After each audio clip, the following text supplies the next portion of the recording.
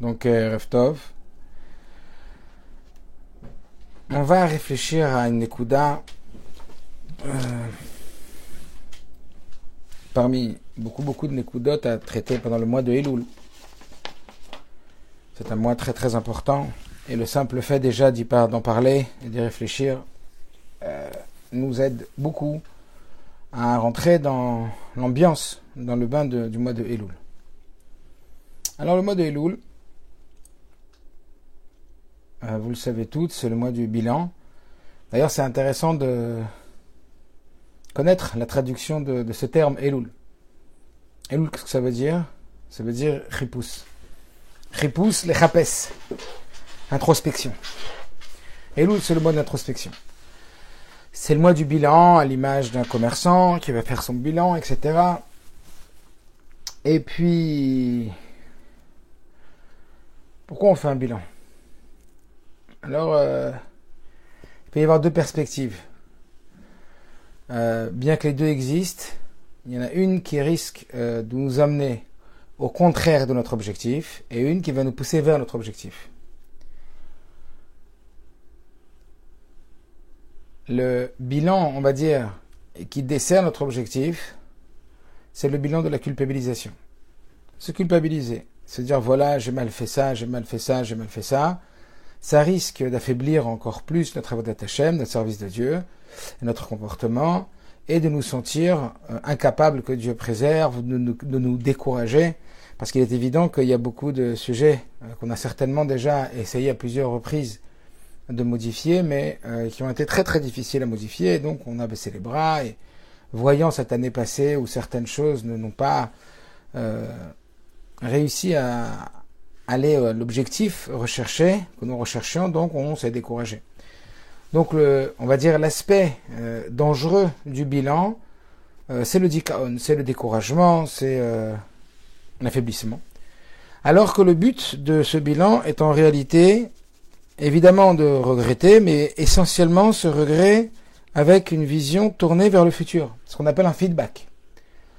Le feedback, c'est pas regretter ce qu'on a fait, c'est plutôt évaluer, examiner, rechercher ce qu'on a fait de bien, ce qu'on n'a pas fait de bien, ce qu'on aurait pu mieux faire, mikan ou là-bas, pour pouvoir, on va dire, redistribuer nos forces dans les domaines qui en ont le plus besoin et rediriger notre attention vers justement les objectifs plus précis qu'on a pour ce qu'on appelle viser dans le mille, c'est-à-dire aller à l'essentiel. Parce que parfois, on a pu ne pas faire de choses si négatives que ça, mais parfois, on a manqué à faire des choses qui étaient très importantes, ou pour nous en tout cas, dans nos valeurs, et qui n'ont pas tellement abouti. Alors voilà, on va dire pas de culpabilisation trop importante, mais plutôt du feedback, le bilan d'un businessman qui fait son bilan pour dire, ok, maintenant j'ai vu quelles étaient les dépenses, quels étaient les bénéfices, comment on a travaillé, qu'est-ce qu'il y a lieu de réajuster. Un réajustement pour Mikan ou Leaba, comme le Rabbi dit très souvent. N'oubliez pas, En Soakim Alavar, on va parler de ce piège aujourd'hui, En Soakim Alavar, et là, Mikan ou Leaba. On n'est pas là pour se plaindre du passé, on ne crie pas sur le passé, mais plutôt on regarde la perspective future, au travers, évidemment, la vision du passé. L'exemple que j'aime bien donner, c'est l'exemple de la conduite. Lorsqu'une personne est au volant, eh bien, elle doit donner une certaine place à son passé et une certaine place à son futur. La place donnée au passé, c'est le rétroviseur. La place donnée au futur, c'est le pare-brise. Vous avez déjà vu, vous, un pare-brise qui fait la taille d'un rétroviseur et un rétroviseur qui fait la taille d'un pare-brise? Impossible d'avancer. Bien donner la taille qui n'est pas du tout la même au passé et au futur. Le passé, c'est le rétroviseur, c'est celui qui nous permet de modifier sa route, d'apprécier ce qui se passe derrière pour pouvoir mieux avancer, mais évidemment, on va dire 95% de notre visibilité doit être faite du pare-brise et pas du rétroviseur, c'est-à-dire de notre vision futuriste et non de notre passé. Le passé n'est là que pour nous permettre de mieux avancer. Alors il y a un titre comme ça qui me tenait plus ou moins à cœur, que je vais vous dire, c'est le suivant. Et si notre pire ennemi était aussi notre meilleur ami? je répète, et si notre pire ennemi était aussi notre meilleur ami? Qui suis-je? Voilà, c'est le qui suis-je ce soir. Qui suis-je? Qui suis-je? Alors, j'ai entendu une étude dernièrement qui disait que le 1er janvier, il y aurait sur les moteurs de recherche comme Google et autres 80% de plus de recherche sur les moteurs de recherche comme Google du terme régime. Ça veut dire que lorsque arrive le 1er janvier, lorsque arrive une nouvelle date, eh bien les gens prennent des bonnes décisions. Pourquoi? De la même façon, cette étude a montré aussi qu'en début de mois, en début de semaine, il y avait beaucoup plus de gens qui tapaient sur leur ordinateur régime. Pourquoi ça se passe à ces moments-là? Eh bien parce qu'il y a la qualité de ce qu'on appelle le début. Lorsqu'on arrive le 1er janvier, on se dit allez, l'année, enfin pour les goïms quoi, mais parce que c'était une étude mondiale, allez, la nouvelle année, Matrilim Chadash, voilà un mot important, Matrilim Chadash. Quand on parle de Yom Huledet, waouh, c'est un jour important. Yom Huledet, ça ne veut pas dire le jour de l'anniversaire, ça veut dire le jour de la naissance. Le Rabbi dit même qu'on ne parle pas pour Yom Huledet d'anniversaire, mais on parle de Yom Huledet, d'un jour de renaissance. C'est quoi le Inyan de Yom Huledet? C'est que Mazalo Gover, c'est le jour où le Mazal y domine, c'est le jour où il y aurait donc une réinitialisation, une renaissance. Comme le terme renaissance le stipule bien clairement, il y a une naissance et il y a une renaissance. Comme si on pouvait recommencer à zéro. Comme si le monde commençait à zéro. Alors en vérité, cette sensation, on devrait l'avoir chaque jour. Cette sensation du renouveau. D'ailleurs, si on fait les brachot tous les matins, vous le savez, c'est parce qu'on est considéré comme étant des Briach Hadasha, une nouvelle créature. Pourquoi on est considéré comme étant une nouvelle créature, à part tout ce que la Chassidoute explique profondément? Parce qu'on nous demande de vivre avec un sentiment d'être une nouvelle créature. Vous imaginez? Vous imaginez le sentiment de se dire, tiens, aujourd'hui, je suis un nouveau Yosef. Je suis pas le même qu'hier. Un peu comme certains investisseurs, et j'ai bien aimé le concept, certains investisseurs rachètent des sociétés en plein déficit. Des boîtes qui sont en train de piquer du nez. Ils les rachètent, on va dire, pour 1 euro symbolique. Et ils vont faire remonter la boîte. Imaginez-vous ces investisseurs venir chez des banquiers au bout de quelques jours de rachat et dire, voilà, bonjour, je suis le patron de cette boîte. Ben dis donc, il n'y a pas de quoi être fier. Ah si, je m'excuse, je viens de la racheter en plein déficit. Ah, très bien. De la même façon, même si à l'intérieur de nous, il y aurait des parties de nous en déficit, des parties de nous qui seraient pas comme on souhaiterait qu'elles le soient, eh bien on est des repreneurs de boîtes, on est des repreneurs de sociétés. Se voir en vérité d'une façon distincte de l'identification à son passé. Ça veut dire se projeter plus dans l'identification du futur que l'on voudrait devenir, plus que l'identification du passé qu'on aurait. C'est-à-dire une visualisation qui nous permettrait de chercher à ressembler au moi du futur plus qu'au moi du passé. On va voir cette idée qui est très très importante, cette idée du chidouche. Et on va voir combien elle est très très très puissante, très très forte, tant dans la nature que Akadosh Baruch Hu, il a créé chez l'être humain. Alors effectivement, cette idée du chidouche, elle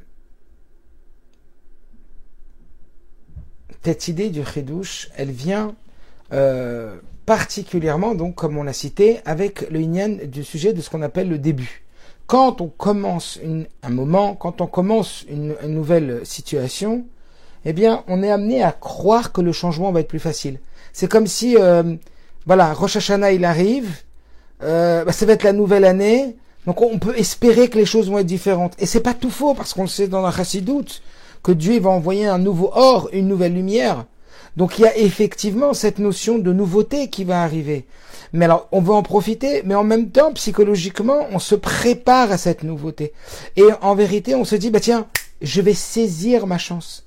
Je vais saisir comme s'il y avait une chance au Rosh Hashanah, comme s'il y avait une chance en début de mois, comme s'il y avait une chance en début de semaine, comme s'il y avait une chance quand on rentre de vacances. Je sais pas si ça vous a fait cet effet, mais beaucoup de personnes, lorsqu'elles partent et elles se détachent un peu de leur carcan quotidien, elles partent en vacances et elles se demandent comment elles vont rentrer. Waouh! Est-ce que cette année elles vont être plus messoudar, elles vont être plus organisées? Est-ce que cette année elles vont passer plus de temps avec leurs enfants? Est-ce que cette année elles vont réussir à être plus calmes devant des situations où elles étaient un peu tendues ou nerveuses? Est-ce que cette année, ça veut dire se lancer des nouveaux défis? Et oui, bien sûr, commencer à se lancer des nouveaux défis en début de quelque chose, eh bien, nous donne à croire et nous donne à ressentir que ce qu'on n'a pas réussi à faire jusqu'à là, eh bien, il y aurait comme une isdamnout, une opportunité, une efsharut miuchedet, une possibilité particulière et spécifique qui nous permettrait de démarrer.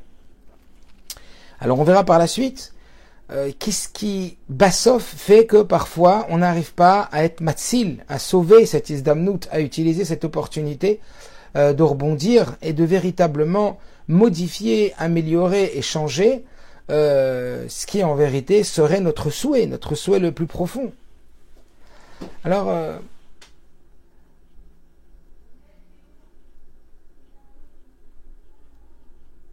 on va parler maintenant un petit peu de l'importance du chidouche. Quelle importance a le chidouche? Quelle importance pour l'être humain la nouveauté revêt? Pourquoi qu'est-ce qui se passe dans le chidouche? Pourquoi on aime tellement le chidouche?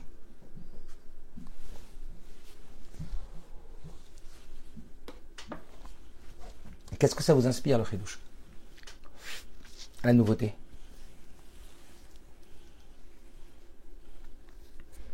Alors déjà, j'ai entendu dans un cours, en l'occurrence de Rav Ashkenazi, qui a dit un mot très joli d'un Rav Djerbien, à propos de la paracha de la semaine dernière dans Kitetse, où on nous parlait de l'Aïcha Efet Toar, de la femme qui avait un très bel... qui avait un bel aspect superficiel, mais en vérité qui avait été capturé en temps de guerre, etc. Et là-bas, c'est une des seules fois où la Torah emploie le terme pour parler du mois, le temps, le mois, de Yerach, Yudreshret. La deuxième fois qu'on en parle, c'est dans Shemot, où on nous parle de la naissance de Moshe Rabbeinu, où il va être caché pendant 3 mois, et là aussi on va employer le terme de Yerach. 2 seules fois dans la Torah où on appelle le mois Yerach, alors que toutes les autres fois de la Torah, comment on va l'appeler le mois? Chodesh. Alors qu'on sait très bien que le cycle d'un mois, c'est le cycle lunaire. Donc on aurait dû l'appeler Yerach, ça c'est la lune. Yerach c'est la lune, Chodesh ça ne veut pas dire la lune. Donc pourquoi sauf on appelle le mois Chodesh? Alors que le mois est basé sur le cycle lunaire, sur la disparition de la lune, puis la réapparition jusqu'à sa plénitude, puis sa redescente jusqu'au mois suivant. Donc, quelque part, pourquoi appeler le mois, l'appeler Chodesh et pas Yerach? Et pourquoi 2 fois dans la Torah l'appeler Yerach? Alors, en réalité, la réponse qui est donnée par ce fameux Rav est une réponse qui est très très forte. Il dit que lorsqu'on parle de Yerach, lorsqu'on utilise le mot de Yerach, c'est que ça amène à une séparation. Ça amène à une volonté d'amener à des girushin, à un divorce, à une séparation. C'est pour ça que lorsqu'on parle du mot Yerach à propos de cette Isha Yefet Toar, de cette femme qui a été captivée en temps de guerre et dont l'homme a voulu se marier avec elle, on souhaite en vérité, c'est pour ça qu'elle va faire des choses qui vont l'avélir, que cet homme, en définitive, la renvoie. Donc voilà pourquoi on emploie le mot Yerach. De la même façon, lorsque Moshe Rabbeinu va naître et que sa maman sait qu'elle ne va pas pouvoir le garder plus longtemps, alors on dit qu'elle a gardé donc pendant ces 3 mois, sachant que juste après le passouk d'après, elle va nous parler donc de son départ. Elle ne peut plus le garder, donc elle le renvoie, en espérant que Dieu le protégera. Mais en tout cas, le mot Yerach, il signifie profondément la dimension du départ du divorce. Et étonnamment, dans un get, dans un divorce, le terme qu'on emploie pour parler du mois, c'est Yerach. Alors que le mot Chodesh, lui, ça va être un mot qui va être utilisé d'Avka dans non seulement toute la Torah pour parler des mois, mais en plus de ça, au moment de le mariage entre un homme et sa femme, on va parler du mot chodesh. Lorsqu'on va écrire une ktuva, on va marquer le mot chodesh. Pourquoi cette attribution de chodesh à la ktuva et yerach au get, au divorce? Eh bien, comme on l'a dit juste avant, parce que la dimension ici de chodesh est la dimension du chidouche. Et qu'est-ce qu'on vient te dire? Pour que ton mariage, ça veut dire pour que ta relation, elle fonctionne. Ça veut dire pour que ta relation, elle vive. Pour pouvoir vivre, il faut être dans le chodesh, dans le chidouche. Voilà pourquoi on va mettre en avant dans ce cycle lunaire qui est le mois, non pas la lune, mais la nouveauté. Et Davka, c'est la nouveauté de la lune, la nouvelle lune qui douche à Levana, ça va être chidouche à Levana. Parce que les Bnei Israël sont domim la Levana, le système d'un humain, eh bien, est à l'identique à celui de la lune. C'est-à-dire qu'il fonctionne avec le chidouche. Ça veut dire que sa fonctionnalité, sa vitalité, son enthousiasme, elle va venir que lorsqu'il y aura du chidouche. Voilà pourquoi, dans la Ktuva, on te parle de chodesh et non pas de yerach. Voilà pourquoi, quand on parle d'un homme qui va réjouir sa femme, on parle de chodesh, on parle d'une nouveauté. Parce que si tu veux que ton mariage y fonctionne, il faut faire vivre ton mariage.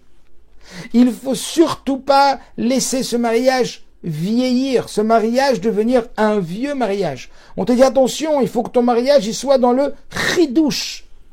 Voilà pourquoi la ktuva avec chidouche. Voilà pourquoi ça rime aussi avec donc toutes ces fois où la Torah elle va parler de la nécessité de faire naître du chidouche dans le couple, au point que la part où Akadosh Baruch Hu, où Dieu a voulu s'immiscer dans le couple est essentiellement la part dans la relation ou la distanciation physique à un niveau très très important dans des moindres détails et jusque non seulement des moindres détails mais jusqu'à une intimité et une relation très très très poussée, ne pas se passer un objet, etc. Et ça va dynamiser en réalité la relation en lui donnant cette capacité, cette particularité du chidouche. Le but de cette Taharat HaMishpacha, outre le but très très élevé spirituellement, en tout cas les buts qui nous sont accessibles, c'est évidemment le but d'être mechadesh, de renouveler le couple comme la lune qui va se renouveler. Eh bien, nous aussi, au sein de notre couple, créer, initier de la nouveauté pour justement combattre la monotonie, combattre ce qu'on appelle l'habitude. Combattre l'habitude. Est-ce qu'il faut combattre l'habitude? Est-ce que c'est une bonne ou une mauvaise chose, l'habitude? C'est bien ou c'est pas bien, les habitudes? C'est un peu le titre. C'est un peu le sujet d'aujourd'hui. Et si notre pire ennemi était aussi notre meilleur ami? Prendre des habitudes, c'est bien ou c'est pas bien? Quelque part, c'est super une habitude. C'est pas bien? C'est super une habitude. Une habitude, c'est extraordinaire. La seule chose qui est capable de nous transformer positivement, de nous améliorer, de nous rendre quelqu'un d'autre, de nous transformer, c'est l'habitude. Vous voulez devenir super pro dans un sport, super pro dans un instrument de musique, vous voulez devenir super pro dans la Gemara, vous voulez être super pro dans n'importe quel domaine, vous voulez réussir, pratiquez, bravo, la transformation vient par la répétition, exactement, bien dit, c'est exactement cette Nekuda. C'est la répétition qui crée la transformation, parce que nous ne sommes concrètement que ce que nous avons fait dans notre passé le plus souvent. Donc en réalité, le seul moyen de devenir quelqu'un d'autre, c'est de commencer à faire quelque chose d'autre de façon répétitive. La seule façon d'être bessimcha pour une personne qui n'a pas sa teiva dans la simcha, eh bien c'est dans son esprit commencer à prendre de nouvelles habitudes, ça veut dire la répétition. C'est pas parce qu'une fois je vais dire attends, je vais pas combattre la pensée négative, mais je vais la remplacer par une pensée négative. Bien sûr, c'est ça qu'il faut faire. La remplacer par une pensée positive. Une fois, 2 fois, 3 fois. Non. C'est plein de fois. C'est ni une fois, ni deux fois, ni trois fois. Il y a une tonne de fois pour que, en réalité, cette habitude devienne nous. À tel point que on va voir justement dans ce phénomène de l'habitude que non, c'est bien l'habitude. Regardez ce que dit le Tanya et ce que dit la Chassidoute. Ragilut naase teiva sheini, et c'est rajouté mamash. Combien le Frère Rebbe, le rabbi précédent, donc la Lachinova Dracha, il explique qu'un enfant, il va devenir ce qu'il va devenir par des habitudes. Ragilut naase teiva sheini mamash. Ça veut dire que le Rabbi Rayat, il explique qu'une habitude, elle va s'imprégner chez un être humain au point de devenir autant lui-même que son caractère de base inné. On parle même pas d'un caractère qu'il a acquis au sein d'une éducation et au sein d'une répétition du système familial dans leur comportement, que ce soit vis-à-vis de Arnasatorim, vis-à-vis de la colère, vis-à-vis du calme, vis-à-vis de la docilité, vis-à-vis de l'attention. Tout ça, évidemment. Comment on s'est construit? Comment? On s'est construit au travers des habitudes qui se sont intégrées en nous, de par la visualisation, puis l'imitation de nos parents, ou de nos référents, ou de nos enseignants. Au terme de cette visualisation comportementale, il y a un dispute sacré, j'ai appris que quand il y a une dispute, il faut crier. Ça veut dire que tout s'est installé, ou beaucoup, la plupart, une grande partie de nos réactions spontanées, de notre mode inconscient qui nous gère beaucoup. Des fois, on n'a pas envie de réagir comme ça, on s'en veut d'avoir agi comme ça, on n'aurait pas voulu dire ça sur telle personne, mais on l'a dit quand même. Plein de choses qui presque fonctionnent à notre insu, ce qu'on appelle le système inconscient, la programmation mentale. Eh bien, tout ça, elle a été installée comment? Alors oui, on a une nature, oui, on avait des prédispositions, mais ensuite, il y a une éducation. Ensuite, et cette éducation, elle s'est imprégnée comment? Dougma Chaya, l'exemple vivant. Ça veut dire qu'on a vu nos parents faire et on a refait.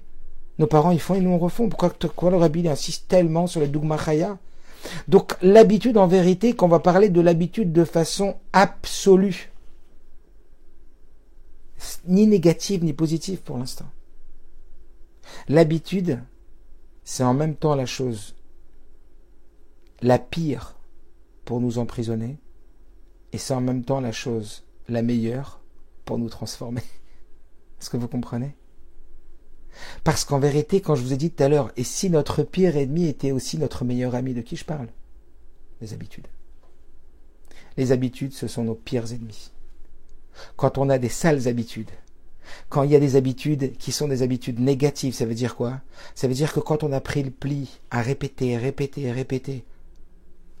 un certain vocabulaire, qui n'est pas forcément le meilleur, une certaine vision, pas forcément la meilleure, la vision de la critique, la vision du reproche, la vision de l'insatisfaction, la vision du jugement d'autrui en permanence. Qu'est-ce que c'est dur de sortir de là? La vision de la pensée pessimiste, angoissée, stressée, les peurs. Tout ça, elles s'inscrivent comment? À l'intérieur de nous, comme si elles prenaient le contrôle de notre personne. Au travers quoi elles nous dominent? Au travers quoi elles deviennent nous à notre, comment on dit, sans notre consentement, j'ai pas le mot, sans notre consentement, à notre insu.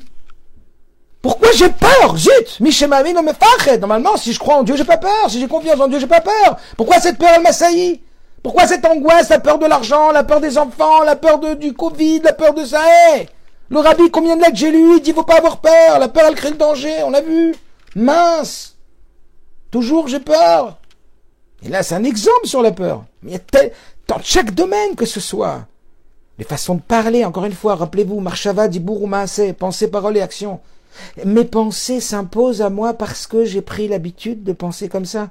Et chaque pensée que je laisse penser comme je pensais avant parce que j'ai une tendance maintenant, c'est comme une autoroute qui se dresse de par l'habitude, eh bien cette habitude elle se renforce par encore cette habitude, véchoulou. Et donc ma pensée elle va avoir une tendance à aller vers toujours la même pensée. Mais mes yeux, ils vont avoir une tendance à voir toujours de la même façon et d'interpréter et donc de regarder les choses de la même façon que je les ai toujours regardées. J'aimerais tellement être optimiste. J'aimerais tellement être joyeux, mais j'arrive pas. Combien de fois vous avez entendu ça? Combien de fois vous vivez ça? Comme si on nous imposait, comme s'il y avait un pilotage automatique qui nous dominait. Mais comment il s'est installé celui-là? La répétition. D'abord l'imitation, la répétition et l'habitude. Les habitudes s'imposent à nous. Les habitudes nous enferment. Mais en même temps, combien de fois on l'a dit? Là où on trouve le problème est la solution. Cherche pas le problème ailleurs que la solution. Le Rabbi le dit, Gemara Kiddushin, Betula Nisad Yom HaRevi, la Betula elle se marie le mercredi. Pourquoi la Vierge elle se marie le mercredi? Bon, je parle pas de la Gemara, maintenant je parle de la Chassidoute. La Gemara c'est parce que Sheyat Talad Betulim, mais on parle pas de ça. Pourquoi la Chassidoute elle dit qu'une Betula, une jeune fille, elle doit se marier le mercredi? Parce qu'en vérité, les Bnei Israël sont comparés à la jeune fille vierge, la Betula, et dont on dit qu'en vérité, c'est le jour où il y a eu Miut Alvana, la diminution de la lune, et comme les Bnei Israël sont comparés à la lune, c'est ce jour-là, ou même jour où il y a la diminution de la lune, qu'il faut qu'il y ait la réapparition de la lune. Ça veut dire que là où il y a le dommage, c'est là où il y a la solution.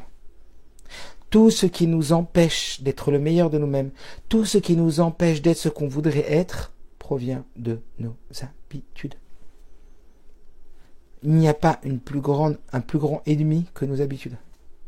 Quand on souhaite être quelqu'un de nouveau, s'améliorer, se perfectionner, mais en même temps, ces habitudes, c'est elles qui peuvent nous sauver. Ces nouvelles habitudes.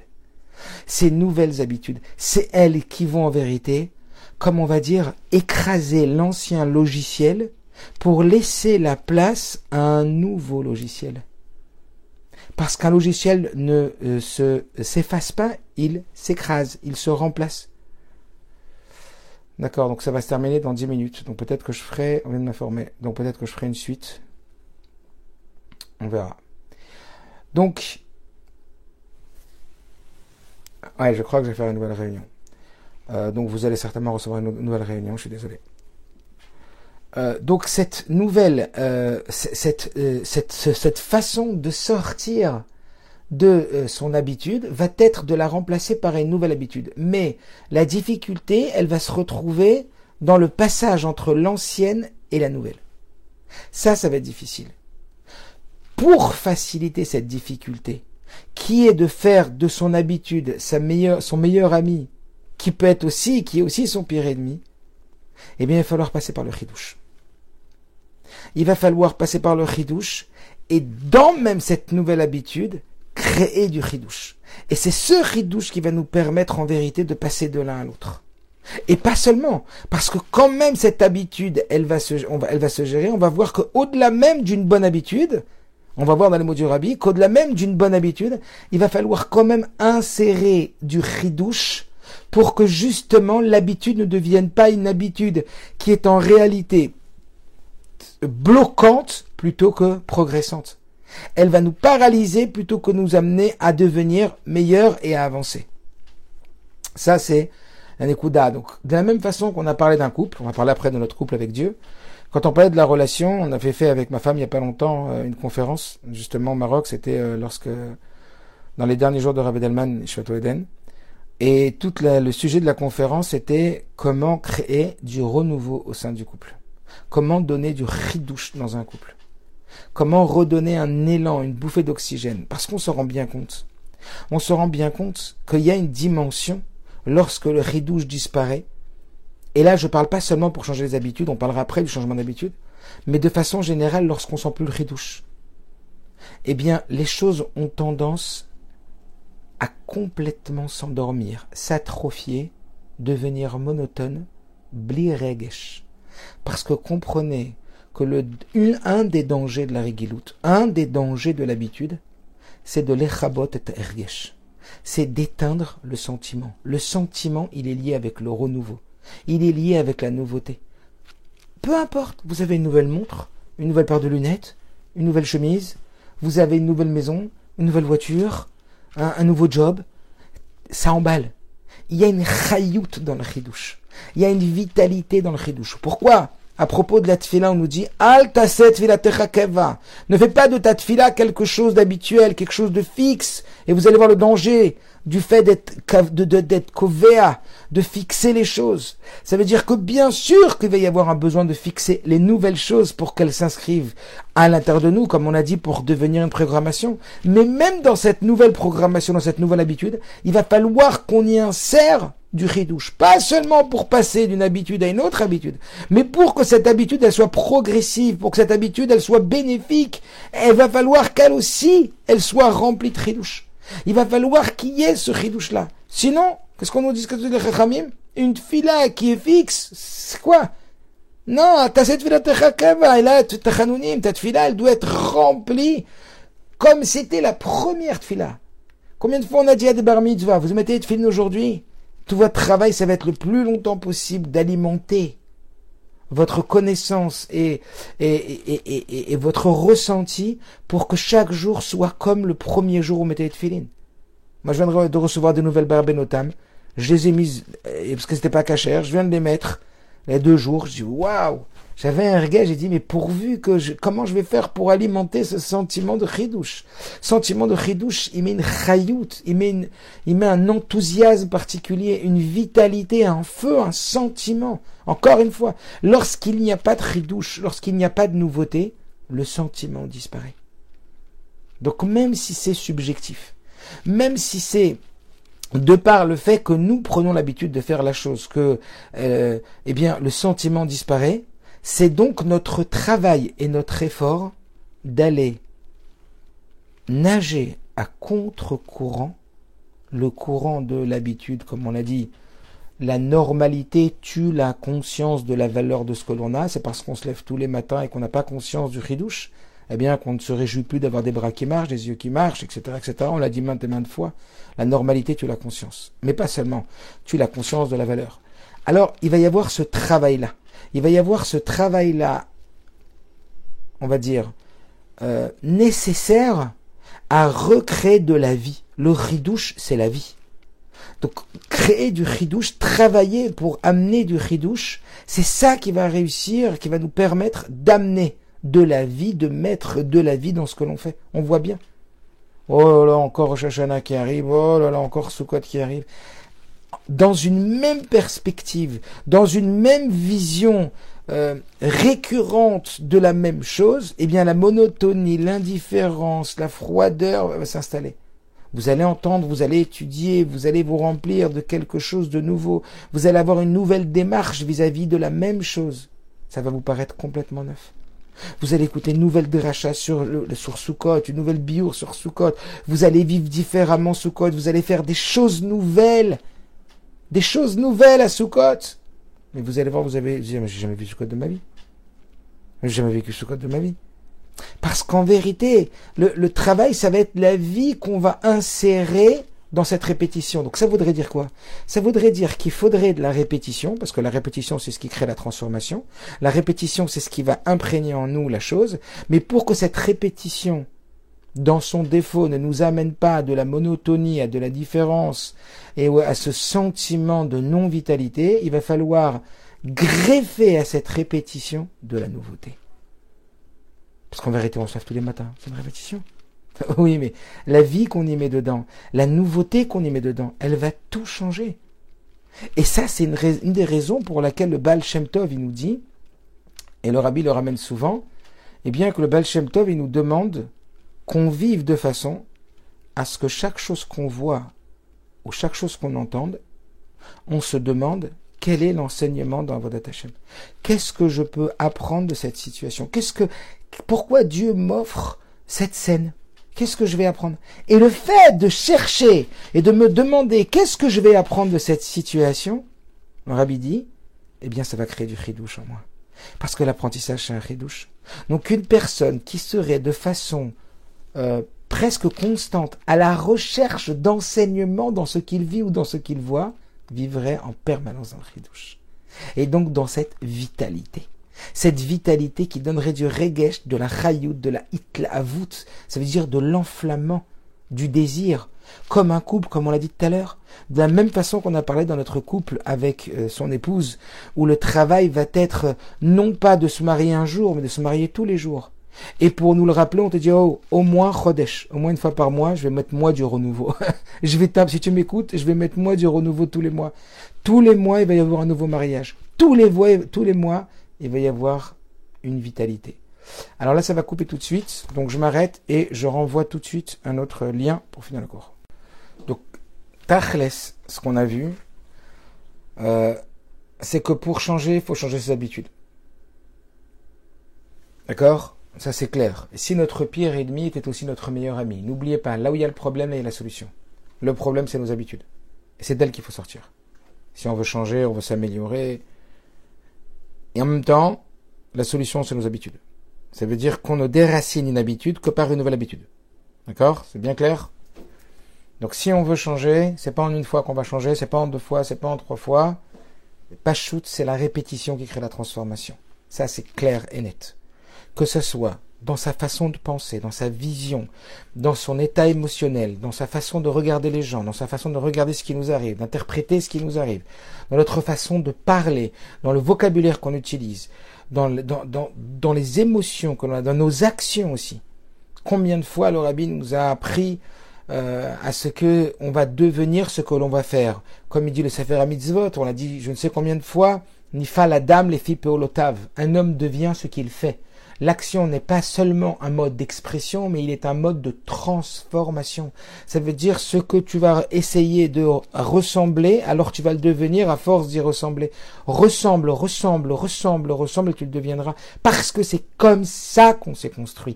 Parce que c'est comme ça qu'on est devenu celui qu'on est ou celle qu'on est aujourd'hui. Vous n'êtes que parce que vous n'avez d'abord vu répéter des systèmes par vos parents, puis que vous avez répété. Et à force de répéter, c'est devenu vous. C'est devenu votre programme. Et ce programme-là, il s'impose à nous. Et donc, la seule solution, c'est de changer cette habitude par une nouvelle habitude. C'est-à-dire commencer quelque chose de nouveau. La nouveauté, elle crée du Edgar, un défi. Elle crée un enthousiasme. Elle crée un élan. Vous voyez ce que je veux dire? C'est pour ça que, comme on l'a dit tout à l'heure, quand un début il arrive, on est plein de bonnes intentions, on est plein de motivation. Waouh, Rosh Hashanah il va arriver, ça y est, je redémarre. On est après les vacances, je reviens à Paris, ça y est, c'est reparti. Après le Covid est terminé, on y va. Alors, dès qu'il y a un début, c'est comme s'il y avait comme un train à pas rater, un bateau qui part à pas rater, un avion à pas rater, vous comprenez? Parce qu'il y a comme là un espoir de changement, un espoir de facilitation au changement. Mais cela ne va réussir à s'imprégner en nous et à nous transformer véritablement que par l'habitude. Donc oui, on peut dire peut-être que notre pire ennemi est aussi notre meilleur ami. Celui qui nous empêche tellement d'avancer est aussi celui qui nous permet aussi de nous transformer.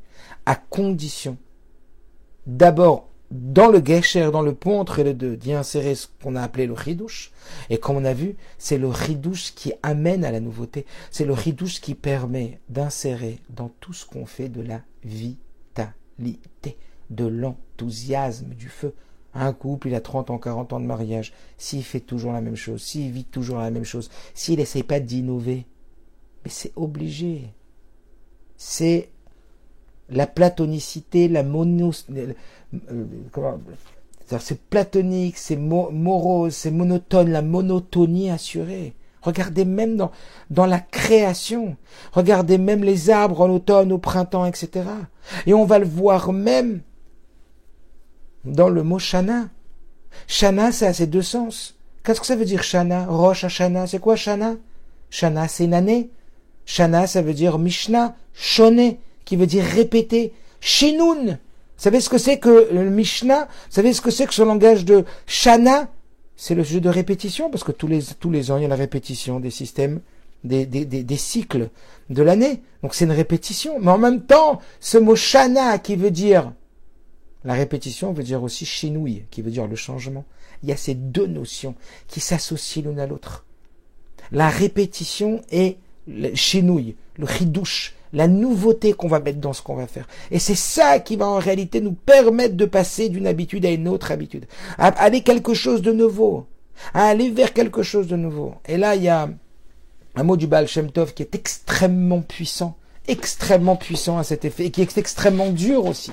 Regardez ça, parce que alors là, ça peut être peut-être le résumé de ce qu'on a dit ce soir dans ces mots du Baal Shem Tov de Keter Shem Tov. Écoutez bien, ces mots, ils sont incroyables. Écoutez bien. Keter Shem Tov, Siman Kuf Yutet. Donc le livre que le Baal Shem Tov, il a écrit. Écoutez bien. Le passouk qui nous parle du sonner le shofar, le jour de Rosh Hashanah, c'est le suivant. Tiku bechodesh shofar. Tiku bechodesh shofar. Tiku bechodesh shofar. Sonner, bechodesh dans le mois, shofar. Jamais on a vu une formulation pareille. Normalement quoi?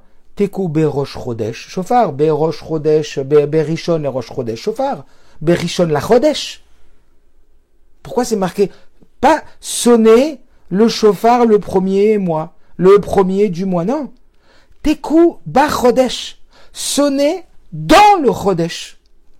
Le shofar. Qu'est-ce que ça veut dire? Qu'est-ce qu'il dit le Baal Shem Tov? Écoutez bien, il dit avec les mêmes arts, Teko shofar b'chodesh. Ça aurait dû être écrit, sonner le shofar dans le mois, et pas sonner dans le chodesh le shofar. Qu'est-ce que ça veut dire?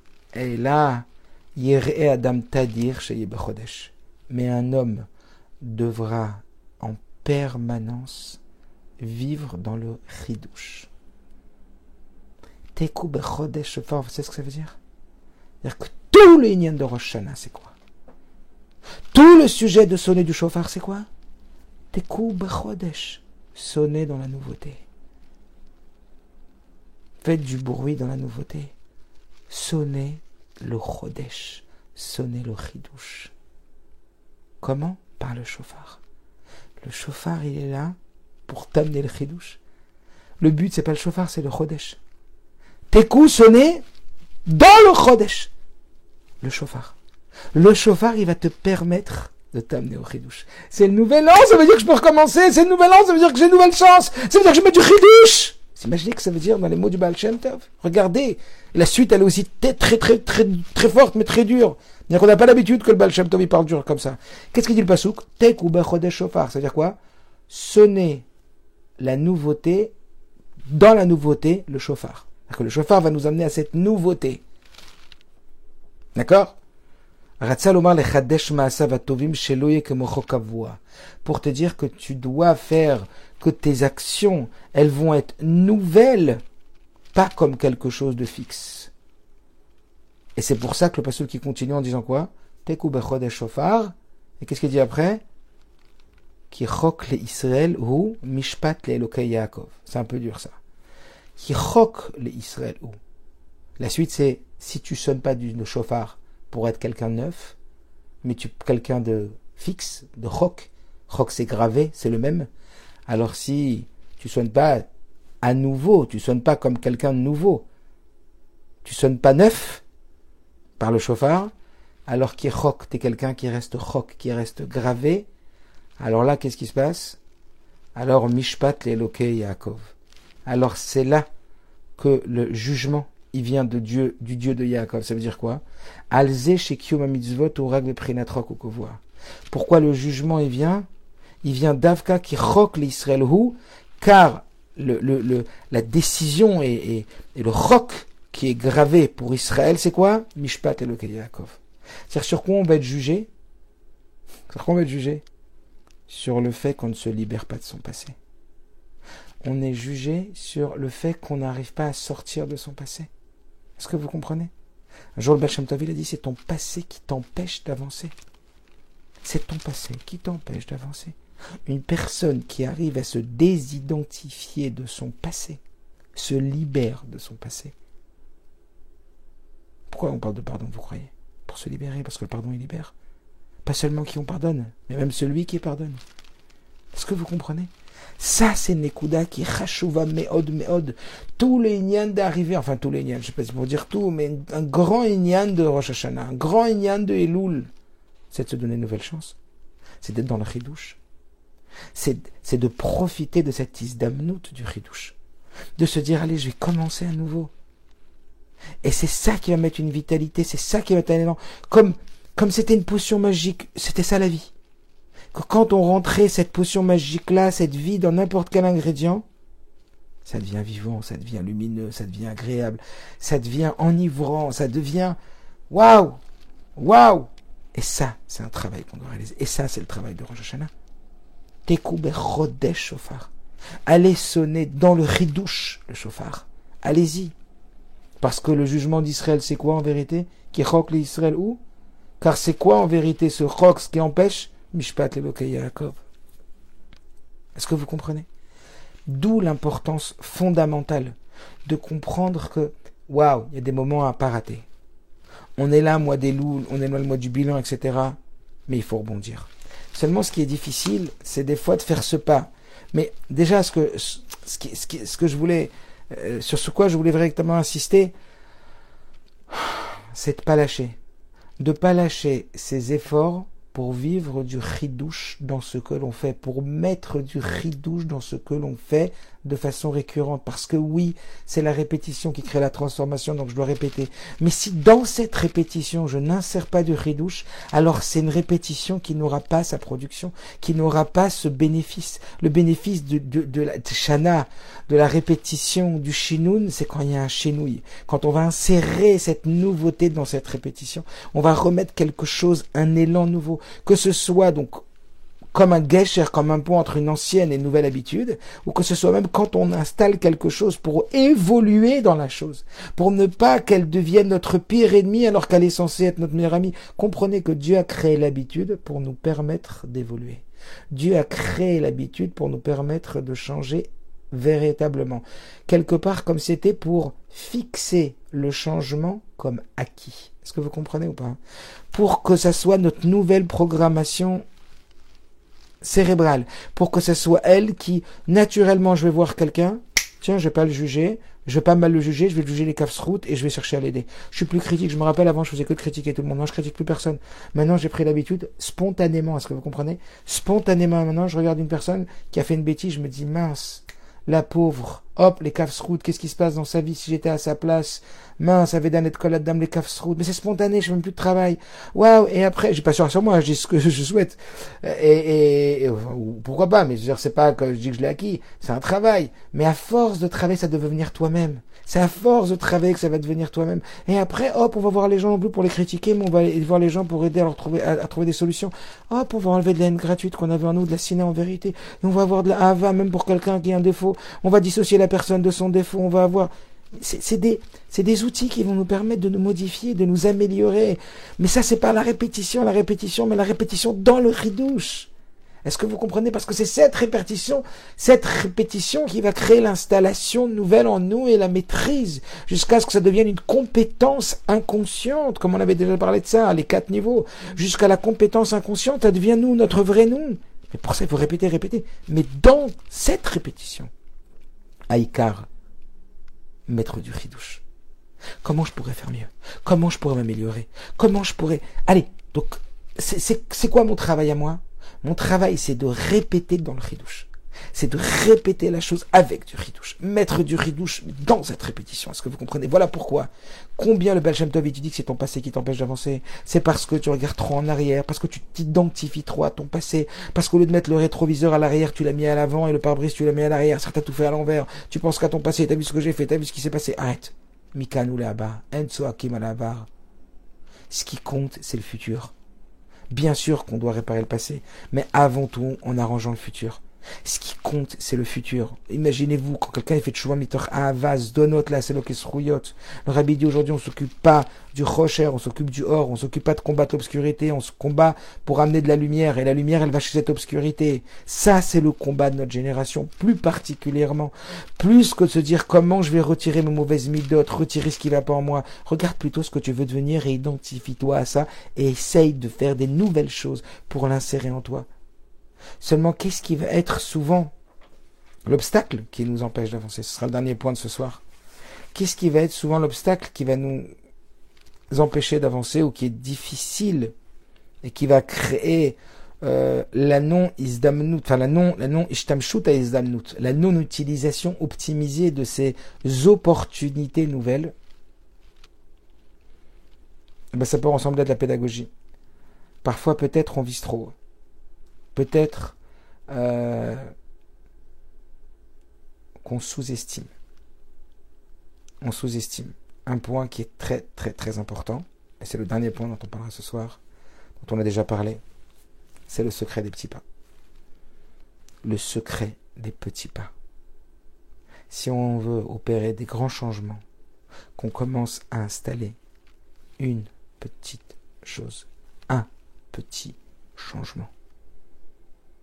Un petit changement. Ne sous-estimez pas la récurrence d'un changement, d'une nouveauté répétée pour le changement profond. On a tendance à vouloir des trop grandes choses, à changer de trop grandes choses. Pas du tout. On sait très bien qu'en termes pédagogiques, l'important, c'est d'adapter le changement à la capacité de l'élève, ce qu'on appelle la zone de développement proximal. Quand on a un enfant face à nous, il faut d'abord évaluer ses capacités, les prérequis et les acquis, et ensuite on va les chercher dans le cercle qui le dépasse un tout petit peu.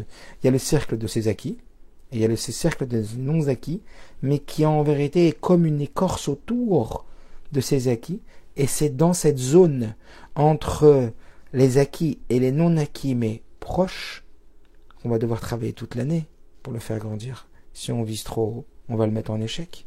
Si on vise trop bas, on ne va pas le faire progresser. C'est ce qu'on appelle la zone proximale de développement.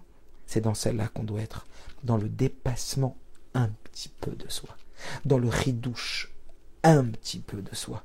Aller chercher quelque chose de nouveau, un nouveau comportement, une nouvelle façon de parler, un petit truc. Le secret des petits pas. Les plus grands chemins se font qu'avec des petits pas. Vous allez marcher 15 km, mais chaque pas, c'est celui-là qui va participer aux 15 km. Combien de fois on a parlé de ça?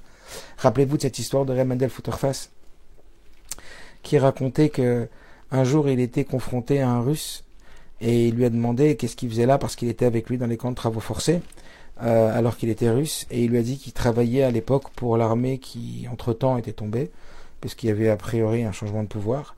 Et il lui a dit qu'il travaillait en tant qu'homme grenouille dans l'armée russe. Et ça consistait à aller chercher les bateaux qui étaient naufragés au fond de l'eau pour les remonter et aller utiliser tous les matériaux des bateaux qui coûtaient extrêmement cher et c'était donc du gâchis de les laisser au fond de la mer. Et ce qu'il faisait pour ça, c'était construire un anneau à l'avant et à l'arrière du bateau pour qu'en cas de naufrage, il puisse remonter le bateau avec des poulies qui allaient faire descendre des chaînes à l'avant et à l'arrière du bateau naufragé et les faire remonter à la surface.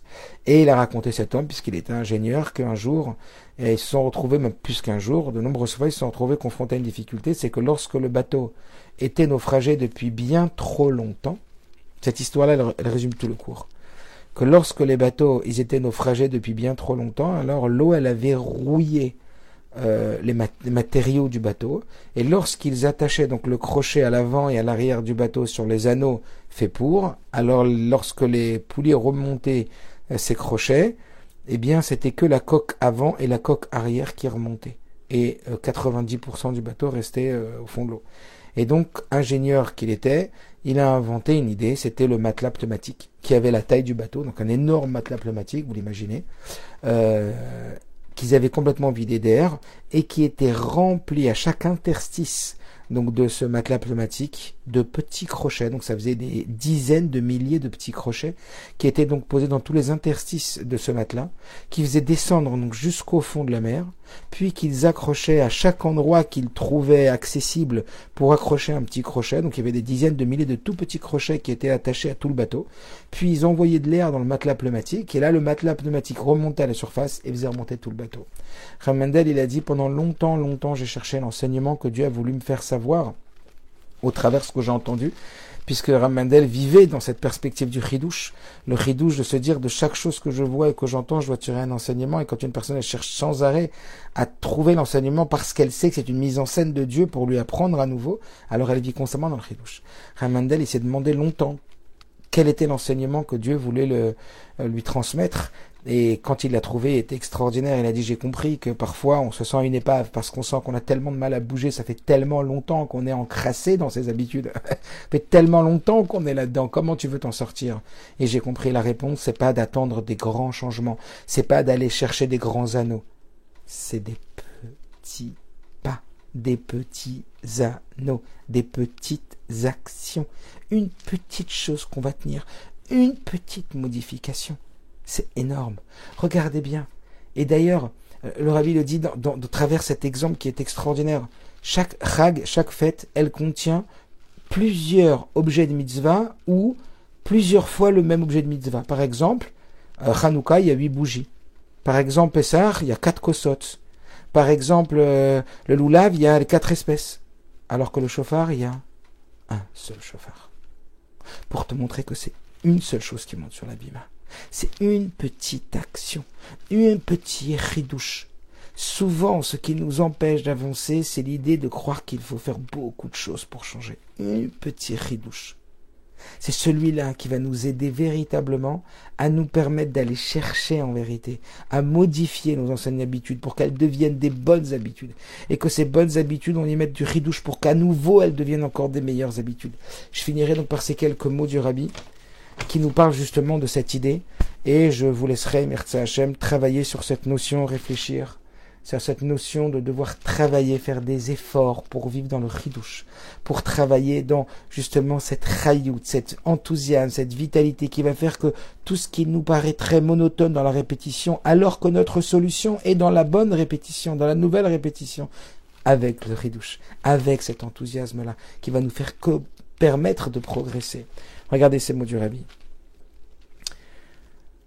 Il nous dit Chassidim mitnagim lifnei mishuratadim. Les chassidim ont l'habitude de se comporter au-delà même de la stricte observance de leurs habitudes. Ve'anagatam ilishbor et gamet haregilut atovot. Et ils ont l'habitude même de casser leurs bonnes habitudes. Pourquoi casser leurs bonnes habitudes? Eh bien, pour monter encore plus haut les darga nalid beyoter. Comme il est écrit, écoutez bien, Bechol Rosh Hashanah, écoutez bien, chaque Rosh Hashanah, Tzrichim lekabel tosefet anaga beirat shamayim ou berigilut bemidot tovot. Chaque début d'année, il est nécessaire de prendre une petite décision dans le comportement, dans la crainte de Dieu, c'est-à-dire dans la conscience de la présence de Dieu, dans les habitudes des bonnes midot, ve'al yedeze. Et grâce à ça, Gormim Gilouya Orbechol Aolamot Yoter Mikifi Akatsuv. Alors on entraîne une révélation de la lumière dans tout le monde, plus que ce qui a été fixé. Qu'est-ce que ça signifie? Ça signifie que comment on va changer la volonté d'Akadosh Baruch Hu, comment on va modifier la volonté de Dieu dans un Mamar Sarat Hashem Gimel. Le Rabbi nous dit que véritablement, comment changer notre mazal? La Gemara dit Bnei Chaye ou Maisonné, la Vesruta Talia Milta et la Bemazala Talia Milta. Les enfants, la santé, la parnassa, elles ne dépendent pas de notre srout, mais elles dépendent de notre mazal. Et d'un autre côté, c'est marqué En Mazal Israël. La réponse, elle est claire. La Chassidut, elle dit, le Rabbi nous dit En Mazal Israël, ça peut dire qu'on n'a pas de mazal. Oui, on a un mazal. C'est pour ça que ça dépend de notre mazal. Mais En, c'est Dieu. En, c'est En sauf. En Mazal Israël, c'est-à-dire que Dieu est notre mazal. Qu'est-ce que ça veut dire? Ça veut dire que pour aller toucher notre mazal, il faut aller toucher En. Il faut aller toucher Dieu tel qu'il est dans Ein, ça veut dire tel qu'il est Ensof, infini. Et comment toucher Dieu dans son infini? Puisqu'on nous dit que la santé, les enfants, la parnassa ne dépendent pas de notre srout, mais dépendent de notre mazal. C'est quoi la différence? Le srout, c'est les actions. C'est quoi le mazal? Le mazal, c'est Ein. C'est quoi Ein? C'est ce qui te dépasse. C'est le chidouche. Et le Rabbi nous dit dans ce Mahamar fabuleux que lorsqu'on fait quelque chose qui nous dépasse, lorsqu'on va dans cette zone de développement, lorsqu'on va dans ce chidouche, on touche à Ein. Parce que le point commun nous tous dans nos relations à Dieu, c'est que Dieu il nous dépasse. Donc quand tu te dépasses, tu rentres en connexion avec Dieu. Et quand tu rentres en connexion avec Dieu, alors tu touches à En Mazal Israël. Et là, oui, Bnei Chayo Maisonné, là, Besruta Talamilta, et là, Bemazala Talamilta. Ça dépend pas du srout, mais du Mazal. Quand on se dépasse, quand on va dans le chidouche, comme il vient de dire ici, que dans ce Mahamar, c'est qu'en réalité, après, on va toucher à Dieu lui-même, parce qu'on touche à celui qui nous dépasse, à celui qui est infini, donc qui dépasse notre fini, nos habitudes. Et dans ces cas-là, oui, on peut changer Bnei Chaye au Maisonné. C'est la raison pour laquelle le Rabbi nous dit que la Gemara dans Brachot, Elle dit sur le premier paragraphe du schéma, Osin Rechono Shel Makom. Sur le premier paragraphe du schéma, on nous dit ceux qui font la volonté de Dieu. Qu'est-ce que ça veut dire? C'est un double sens. Ceux qui font la volonté de Dieu, ça veut dire ceux qui réalisent la volonté de Dieu, mais ceux qui font la volonté, ça veut dire aussi ceux qui fabriquent la volonté de Dieu. Qui sont ceux qui fabriquent la volonté de Dieu? Ce sont ceux qui aiment Dieu, non pas seulement Bechol Evavcha Ufro Nafshecha, mais Ufrol Meodecha. Ceux qui aiment Dieu pas seulement de tout leur cœur, de tout leur âme, mais de tout leur dépassement, Meodecha, à Meod Shelahem. Alors que dans le deuxième paragraphe, on dit Bechol Evavcha Ufro Nafshechem, mais là-dessus la Gemara, elle dit pas aussi Neretzono Shel Makom. Qui sont ceux qui font la volonté de Dieu? C'est-à-dire qui sont ceux qui sont capables de modifier la volonté de Dieu? Le petit chidouche. Donc non seulement ça nous modifie à nous, en plus ça modifie la décision d'Akadosh Baruch Hu. Alors que Merci Hashem, ça soit une invitation au dépassement de soi. Encore une fois, pas un dépassement où on va attendre des énormes changements, mais comme le Rabbi dit avant Rosh Hashanah, comme le Rabbi Ratil a dit, un petit changement, quelque chose de petit. Alors oui, beaucoup réfléchir au Inyan, de se voir comme une Bria Chadasha, de se dire il ne faut pas que je m'identifie à mon passé, mais plutôt à mon futur. Oui, je reconnais mon passé, mais je veux plutôt m'identifier à mon futur qu'à mon passé. Je veux que mon habitude soit non plus une source d'emprisonnement, mais une source de libération, une source qui va me rapprocher beaucoup plus de toutes mes nouvelles capacités, parce que oui, mon pire ennemi, mon meilleur ami, c'est par mes nouvelles habitudes que je chercherai les anciennes, mais tout cela doit commencer par le chidouche et d'être initié et rempli de chidouche. Chercher à vivre chaque chose avec du chidouche, ne pas se contenter de les faire comme des choses nouvelles, mais de les faire avec du chidouche. Et là, itlavut, chayut, et que Emirtsa Hashem, on soit zoché du grand chidouche que nous attendons tous, celui de la Géoula Mitzvah Shlema.